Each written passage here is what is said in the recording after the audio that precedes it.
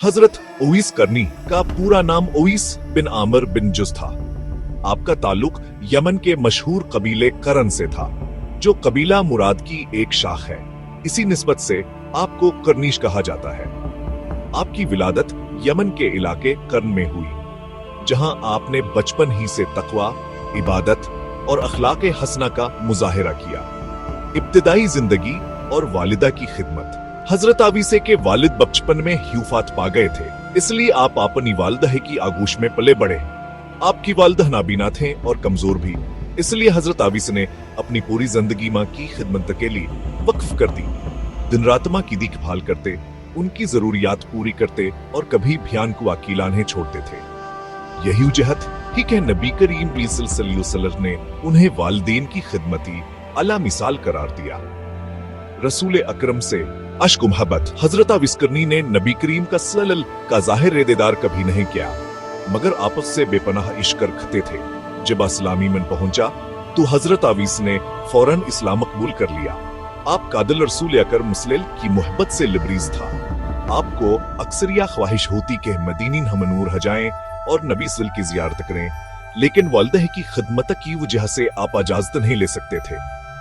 एक दिन वालदा ने फरमाया, बेटे, अगर तुम वादा करो कि जल्द वापस आओगे तो जाकर नबी एम की जियारत कराओ। हजरत ओवैस मदीना मनूरा आए, लेकिन नबी सल्लल्लाहु अलैहि वसल्लम इस वक्त सफर पर तशरीफ ले गए थे। उन्होंने जियारत किए बगैर ही वापस यमन लौटने का फैसला किया, ताकि मां की खिदमत में देर न हो। नबी करीम सल्लल्लाहु अलैहि वसल्लम की बिशारत। जब नबी करीम सल्लल्लाहु अलैहि वसल्लम वापस मदीना तशरीफ लाए तो फरमाया, यमन से एक शख्स आएगा जिसका नाम ओवैस बिन आमिर है। इसका रंग गंदमी, जिस्म दिबला और कंधों के दरमियान एक सफेद दाग होगा।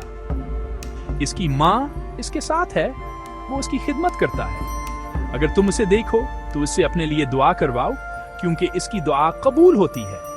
सही मुस्लिम किताब फजाइल सहाबे। हजरत उमर अहसकूस से और हजरत अली इनसे मुलाकात। नबी वसल्लम के वसाल के बाद हजरत उमर बिन खिताब अशीन हर साल हाजियों से पूछा करते थे, क्या तुम में से कोई यमन से आया है? एक साल उन्हें बताया गया कि यमन से कुछ लोग आए हैं, जिनमें एक शख्स उवैस बिन आमिर करनी भी है। हजरत अमर थीन और हजरत अली ने उन्हें पहचान लिया और नबी सल्लल्लाहु अलैहि वसल्लम की वसीयत के मुताबिक उनसे दुआ करवाई। हजरत ओवैस ने उनके लिए इस्तगफार किया और फिर खामोशी से वापस यमन चले गए। ज़हद, इबादत और दरवेशी। हजरत ओवैस करनी दुनिया से बेनियाज इंसान थे। आपके पास ना घर था, ना दौलत, ना माल। आप दिन रात जिक्र इलाही में मशगूल रहते, अक्सर रोजे रखते और रातों को कयाम करते। आपके कपड़े पुराने और सादा होते, लेकिन दिल ईमान और मोहब्बत से रोशन होता।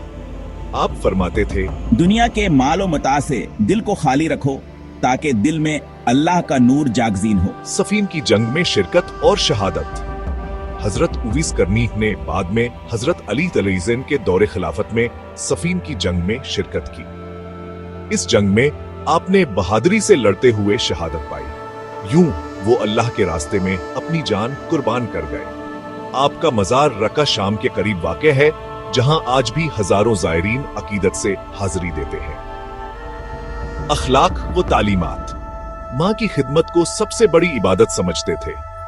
नबी सल्लल्लाहु अलैहि वसल्लम से इश्क को ईमान का हिस्सा मानते थे। आजिज़ी, ज़हद और कनाअत उनकी पहचान थी। फरमाया करते, अल्लाह की मोहब्बत हासिल करना हो तो दुनिया से दिल हटा लो, क्योंकि दुनिया मोहब्बत इलाही का पर्दा है। हजरत ओवैस करनीश के माजिज़ात और करामात। रवायात में आता है कि उनकी दुआ से बीमार शिफा पाते थे और उनके दिल में ऐसा नूर था कि लोगों को उनकी सहबत में सुकून महसूस होता था। वो कभी अपनी नेकी का जिक्र नहीं करते थे।